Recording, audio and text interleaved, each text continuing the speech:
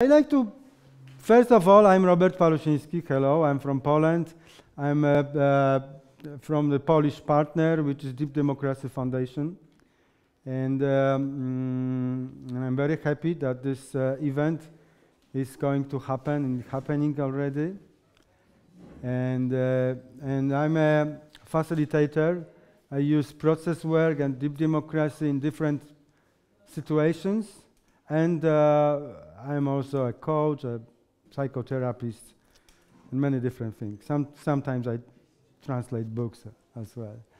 So, and I want to share with you the concept of deep democracy, basically using with groups, whatever group it is. But as you will see, it's a part of nature, basically. It's a following nature. Nothing more, nothing less. So a little bit of history how it began, because it's somehow organically growth things. I take a water. In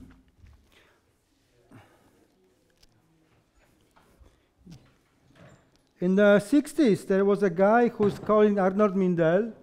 Oh, this one. And he was in 60s and 70s Jungian analyst in Zurich, but he's American originally. And as you know, or maybe not, Jung and many others developed the concept that there is something which is called unconsciousness, that we are part of what we perceive. We can be aware of that, but really much bigger part we are not aware at all. So how to, and the problem is that Jung used to say unconsciousness is unconsciousness by definition, so we cannot say nothing about that. How come? So what we can do? But dreams are telling a lot of that, and they can lead us in the way. And even the last 10, 15 years, what was called decade of the brain, confirmed all the discoveries developed on the beginning of the 20th centuries by Freud and Jung and many others. Which means every decision we are making is already taken on the, maybe not every, but many, vast majority, is already taken under our conscious level, on the emotional and old storage memories and so on and so on. So they are many studies using MRI,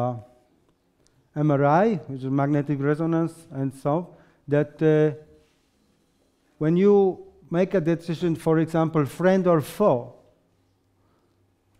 it's sometimes 5 seconds before it goes into the cortex and to the cognitive centers that you already realize that there are some people before you.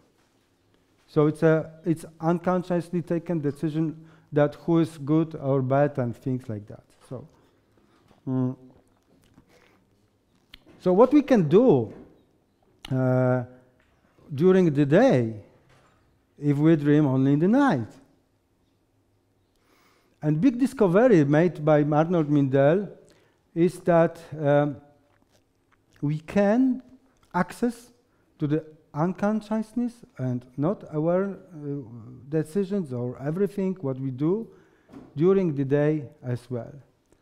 And it happened a little bit by accident, haphazardly, and because Mindell was sick, and not only him, but also his patients, sometimes with cancer and very difficult diseases.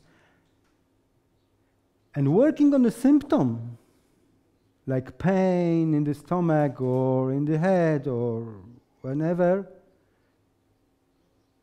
by amplifying it, they get into the same material or content that was already in dreams. So our body and dreams are connected. Our body dreams. And Mindel called it dreaming body. So that was first discovery of him. Then he realized that when we work with dreams, it's obvious that we have to let the dream happen by itself, on its own terms. To do not invade the dream with our ego consciousness, so to speak, or daily awareness. So how to do it with body? It's also the same pattern. So Mindel developed the way and many different techniques to follow the body as body wants to. Nobody else. Body, nobody, but it's how to follow the body and make it free and with pain, with pleasure, with everything, and following the way of nature or the Tao. So it was very unique to work with bodies, with dreams, with also dozens of signals, because when I stay here, I send a lot of message to you. Not only content of what I say, but all the non-verbal experiences and messages. And most of them are completely unconscious. Some of them fit to what I say, some not. Those who are not congruent with the message, with the content, what I say, we call double messages, double signals, and they come out of the dreaming body or unconsciousness or whatever. Well, so far so good. So, in the late of 70s and 80s, quite big group started to work on that, and they tried to figure out, is it only in the body, or maybe not only the dreaming body, the double signals, the unconsciousness, and so on and so on. And they tried to work in pairs, with family systems, and with group. Of course, with their group. Can we apply those techniques into our group? We have problems, we have conflicts. How come? All of us are psychologists and developed people, and we have conflicts. But you know, when I'm well, when I'm pretty good condition, everything goes well and smoothly. But let's suppose I have a flu and have plans. My intentions, my conscious intentions, are in conflict with my body in the moment. There is a conflict. Some part, unknown completely to me, wants to lie and have a fever. Another part want to go to job and do some stuff. And this flu in the moment is some unknown kind of expressions of dreaming body. We don't know what to do. That's another important principle of this approach. Unknowing or open mind or open field to follow the nature of the body, the nature of the group, the nature of the given person, and so on and so on. So the nature is the teacher. That's why we are called facilitators, because we try to make the more facile, more easy what is already trying to happen, without any assumption. It's not that somebody has a pain in the back, that means that he has or she repressed some kind of emotion, so when he or she will express it, that will be okay. Sometimes it's okay, it works. But it's much more following nature is like, oh, you have a pain in your back. Interesting. Can we follow the pain for a moment?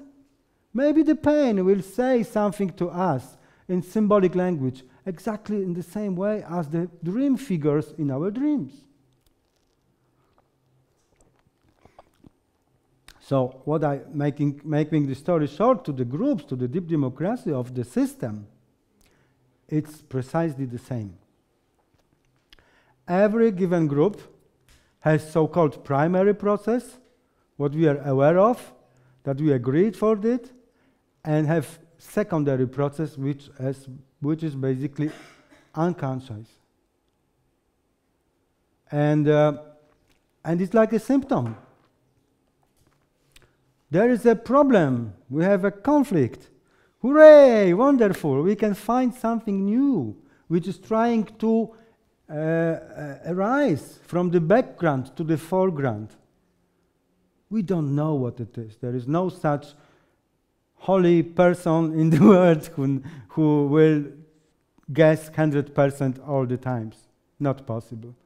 But if we put awareness to that, if we boil it a little bit, like an alchemical vessel, give our attention, then something will goes out of it. So this is basic assumption. How to go more technically? We will see, because we need a little bit more with groups, more definitions. So that was what I said. It's a whole system approach, which works on different levels, with different parts, which are equally important. Every little part. We tend to marginalize some small things or bigger issue we don't like, we don't want to do with that, we will not deal with that. This is bad, this is not important, and things like that.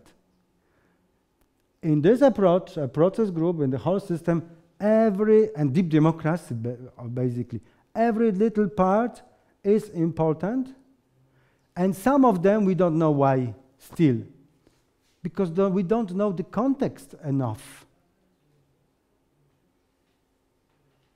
The same is with yourself. So deep ecology, what is deep ecology is treat yourself as the ecological system. Every part of yourself as a person is equally important.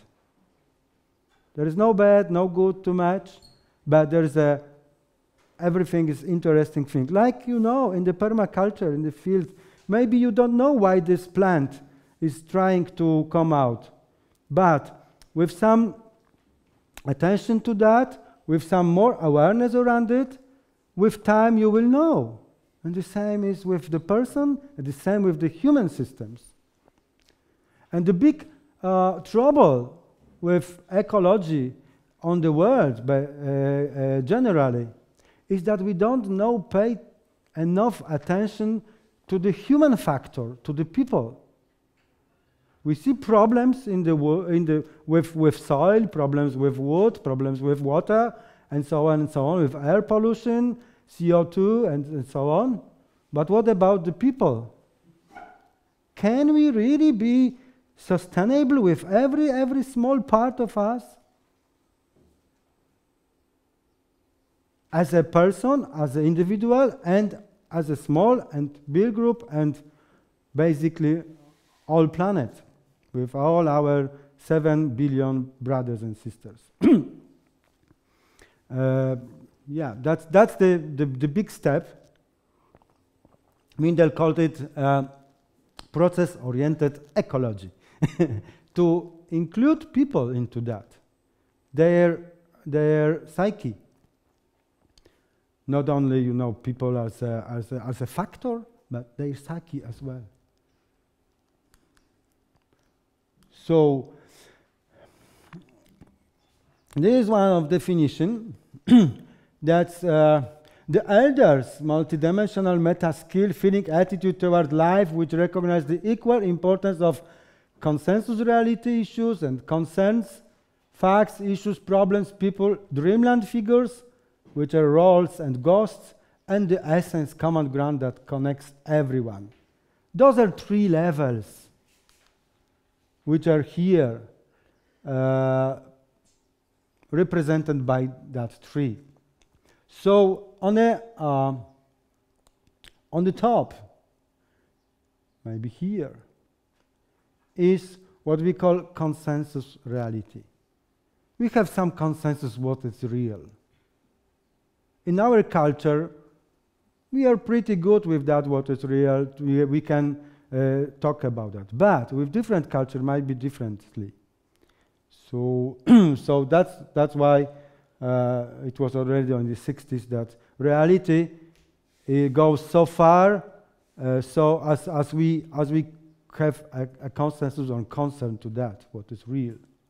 And so they are measurable, agreed on concepts, and also roles and responsibilities to the roles. That's another important thing with deep democracy, that every person in a given group is in some role. And role is temporary. The bad guy is, let's think about the classroom. That's a very archetypical structure. In every class you will have a very good student, the bad student, a joker who make everybody laugh, somebody who is always late, and so on and so on. They occupy some roles in the system, but it's only temporary, because if you take out some people from that group, others will fill that roles. I guarantee to you. So the very big important thing is to know that in the moment, in a given group, it happens to me in such and such role, temporary. And it frees us. Because if I know it, if I'm aware of that, I can step out of that role or just be more conscious of that. Hello, now I'm in the role of the naughty, bad guy, or somebody who is very asserting and strict, or somebody who is very, like a dreaming state or something, or in altered state of mood or consciousness or whatever. In the moment, it's the same with dreams. In the dream, every part of dream is a kind of role. And when we work with dreams, like in Gestalt also, we can occupy the role in order to find out what that role try to express. And the same is in the human systems, that the roles are trying something to express. So, if we have some problems in life, in the groups, we can ask always, what role is trying to express through that person in the moment? And rank and power, it's also important. In Processwork in Poland only, the Processwork School of Deep Democracy is teaching about that. We are not equal. Whatever we are trying to do, we are not equal. That certain people have higher rank and more power, certain not. And it's contextual, of course. In any given situation, there is some people who have more rank, but the same people in other situations will have less rank. Let's say like manager, man, straight guy, we have a lot of higher rank than secretary who is woman. But let's suppose that she's a climber and they go to the mountain.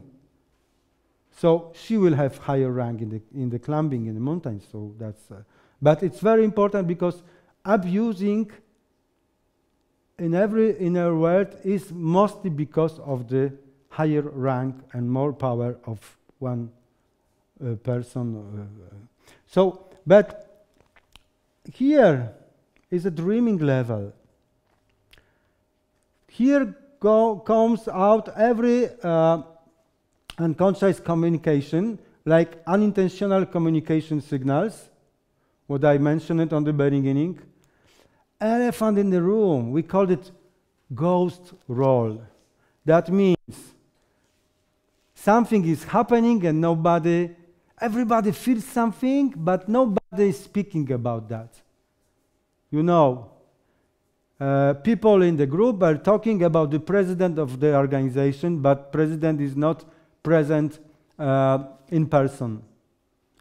This is the ghost role.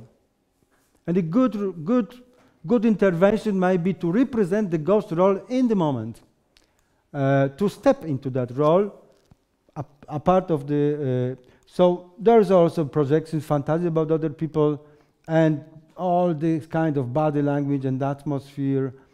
Then here is a essence level. So there's 3 levels: consensus reality, dreaming level, and essence level.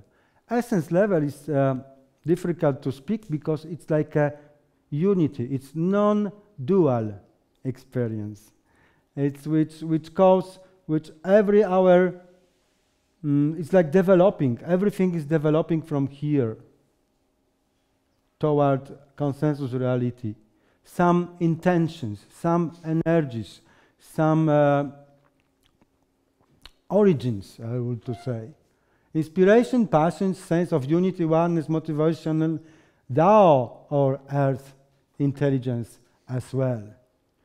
One of the books by Arnold Minder is the earth-based psychology, which is how earth is helping us in the moment, in every moment, and taking care of us. So, yes, I have to finish. Yeah, because we need to give a floor to everyone. Yes, so just wanted to go say to something, there's a Worldwork. Eldership is that somebody who supports everybody, every part. How we work with conflict facilitation, or what is ghost roles exactly, roles. Edges is very interesting and very important. And double signals, also hotspots. Rank, more about rank, what types of rank are. Signals of higher and lower rank. And rank and revenge, that's huge thing. Ranks all those double signals. And we are not conscious of our ranks. That's very, very important. Because, yeah, fish don't know that she has a rank of good swimming. Freedom and rank. Thank you.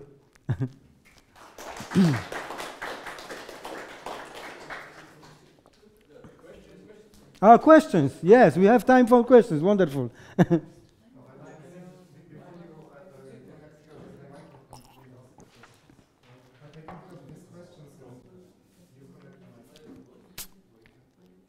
Thank you, timekeepers, for its questions. It's really,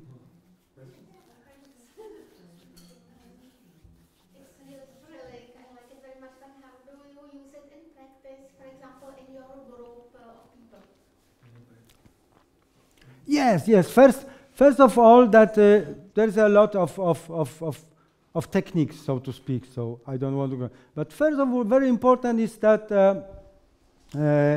that we gather together and we have some issue, let's say. So we make some consensus that we will work on that, real consensus, if it is possible at all, but at most. And then we work, we try to amplify the problem and we spot the roles. I do it physically even. I make a signs for the role. So any given person can step into that role and say what they say from that role and step out. So it's not personal. That first big thing. And then after expressing the roles, we encourage people to switch the roles. You know, I am a lumber, I like to cut trees, and I'm an environmentalist. No, you can't cut my trees, it gives our the oxygen, and so on. How to be a lumber for radical ecologists? This is the question. But with that, the energy starts to flow, and some consensus is more easy to achieve. For example, it's not everything. Yeah. We have more time, yes? More questions? You can have one more question until we see that. Yeah. Or you can add something before she... Yes, I have a question. to us. No, it's a joke. Oh, okay. I want to say to you that the one thing which Mindel developed last 5 or 7 years is a huge connection to the Earth. How Earth and universe can move us and support us in different ways. For example, let's say, I don't know what to do. Whether should I choose this one or go this way? And it's good to, for example, you can experiment with that to go into a little bit altered mood, relax yourself, make your body free more or less, and then ask the earth, which direction should I make in the moment? And it works also with groups. So because movement is mostly unconscious, so it goes from dreams, and let's say, and try to catch tendency where the earth try to direct me in this moment, in this way or that way. Follow this like a Sufi or some shaman in trance. Wow, this way, thank you, the earth. Oh, this is the solution, temporary for a moment. Very helpful. It's like, but it has two qualities. One, that earth is supporting us, but another big thing is surrender. Surrender to the land. It's like Aboriginal thinking that we belong to the land, not land to us. So the land can direct us as well. I would say, could say more, because, for example, like it's also with Aboriginal thinking that the dreaming of the people is starting in the moment when totem spirit of certain spot, earth spot, is jumping into the belly of the mother around fourth, fifth month of pregnancy, and it is really true. So we are somehow more or less connected with certain special spot in the earth, and we can go back to this earth spot.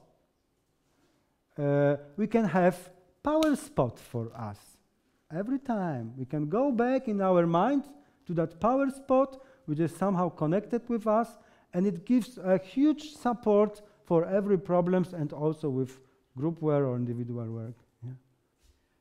Robert, did you decide already to go to Białowieska to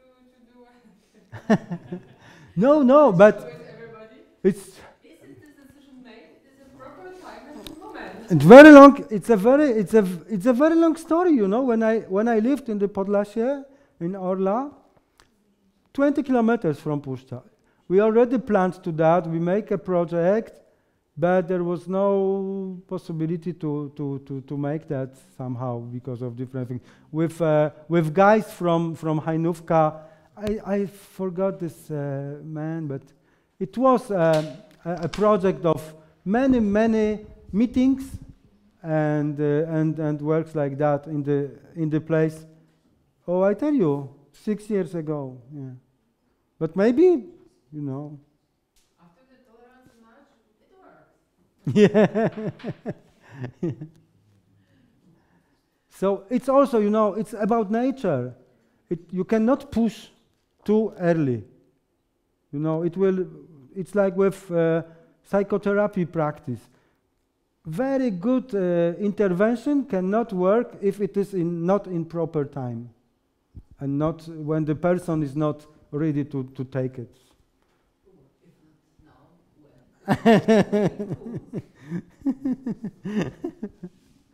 It's, you know, it's like a huge, also like something like how to say, a huge rank of the psychologist and facilitator who goes, you know, jump from the parachute into the Białowieża and I will tell now. We have a project. You know, everybody will withdraw a little bit. So it's like a more something. Something needs to invite people from that place. Okay, thank you, Robert, for your great presentation. So thank you.